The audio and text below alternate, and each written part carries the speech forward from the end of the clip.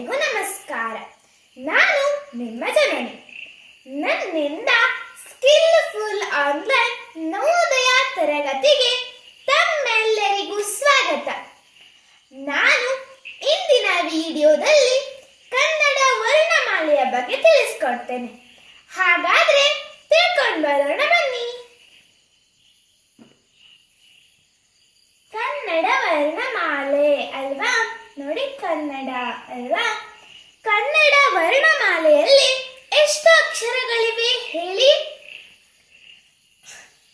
S, Kannada ವರ್ಣಮಾಲೆಯಲ್ಲಿ ಅಷ್ಟು 49 ಅಕ್ಷರಗಳಿವೆ ಅಲ್ವಾ? ಅದರಲ್ಲಿ 3 ವಿಧಗಳನ್ನು ಮಾಡಲಾಗಿದೆ.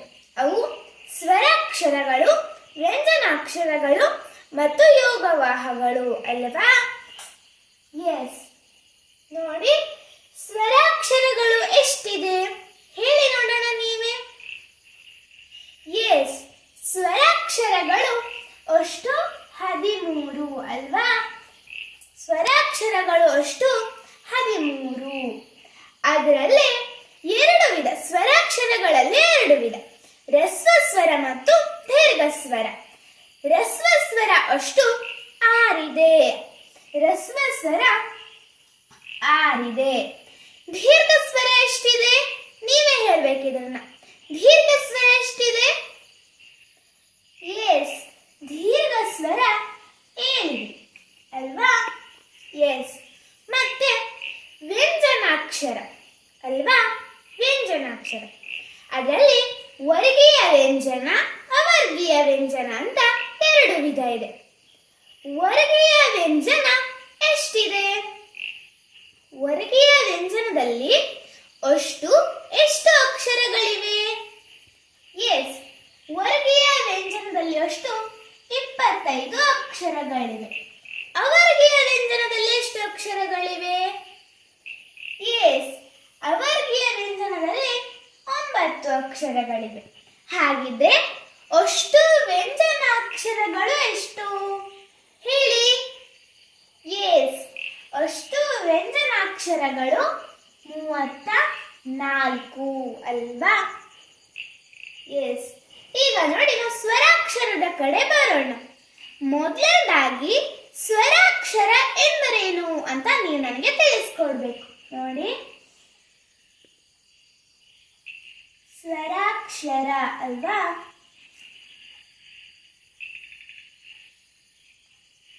ಸ್ವರಾಕ್ಷರ ಎಂದ್ರೇನು? ಎಸ್, ಸ್ವತಂತ್ರವಾಗಿ ಉಚ್ಚರಿಸಲಾಗುವ ಅಕ್ಷರ. ನೋಡಿ, ನಾನು ಬರೀತೇನೆ.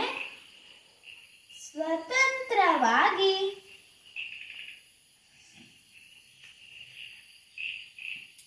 ಉಚ್ಚರಿಸಲಾಗುವ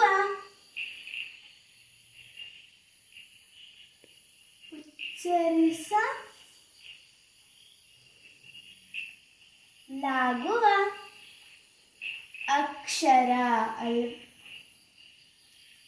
ಎಸ್, ಗುಡ್. ಸ್ವರಾಕ್ಷರ ಎಂದ್ರೆ ಸ್ವತಂತ್ರವಾಗಿ ಉಚ್ಚರಿಸಲಾಗುವ ಅಕ್ಷರ ಅಲ್ವಾ? ಎಸ್, ಹಾಗೆ ನೋಡಿ, ವ್ಯಂಜನಾಕ್ಷರ ಅದು ಬೇಡ, ಮೊದಲು ನಾವೀಗ ಸ್ವರಾಕ್ಷರದ ಕಡೆನೆ ಬರೋಣ.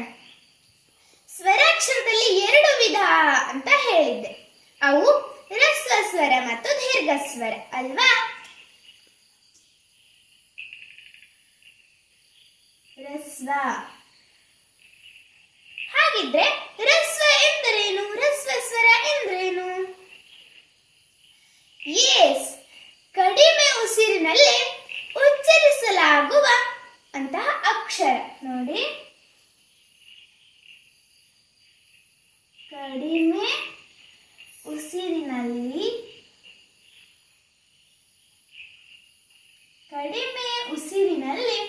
ಉಚ್ಚರಿಸಲಾಗುವ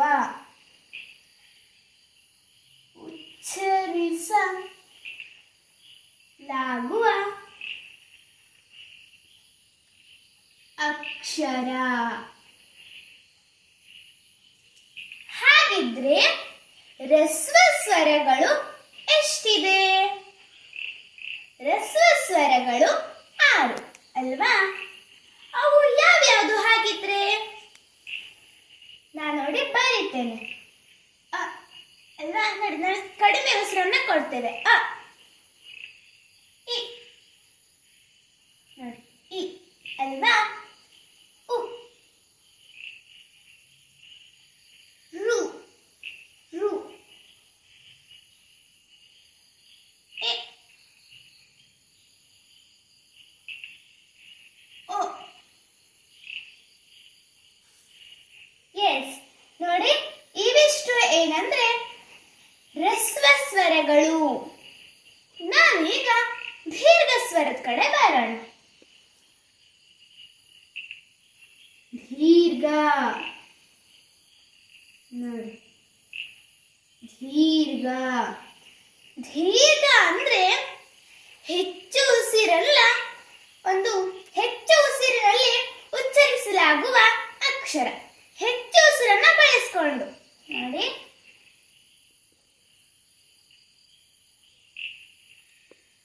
ಹೆಚ್ಚು ಉಸಿರಲ್ಲಿ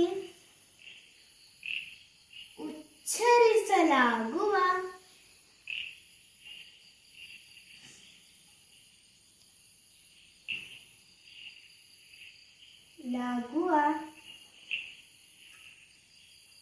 ಅಕ್ಷರ. ಎಸ್, ಹಾಗಿದ್ರೆ ದೀರ್ಘ ಸ್ವರಗಳು ಎಷ್ಟಿವೆ? ಎಸ್, ದೀರ್ಘ ಸ್ವರಗಳು 7 ಅಲ್ವಾ? ಅವು ಯಾವ್ಯಾವುದು ಹಾಗಿದ್ರೆ? ದೀರ್ಘ ಸ್ವರಗಳು 7 ಇದೆ ಅಂತಾಯ್ತು. ಅವು ಯಾವ್ಯಾವುದು? ಆ ಅಲ್ವಾ? ನೋಡಿ, ಅಂದ್ರೆ ಏದ್ ಹೇಳ್ತೇವೆ. ಆ. ಈ ನೋಡಿ, ಈ. ಊ.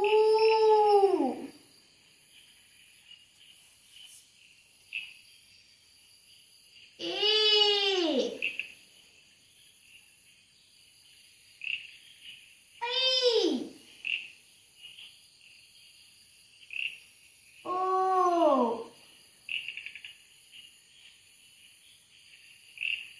ಔ ಅಲ್ವಾ? ನೋಡಿ, ಇವಿಷ್ಟು ಏನು ದೀರ್ಘ ಸ್ವರಗಳು. ನಿಮಗೆಲ್ಲರಿಗೂ ಸಹ ಈ ಕನ್ನಡ ವರ್ಣಮಾಲೆ ಬಗ್ಗೆ ಅರ್ಥ ಆಯ್ತಲ್ವಾ? ಎಸ್,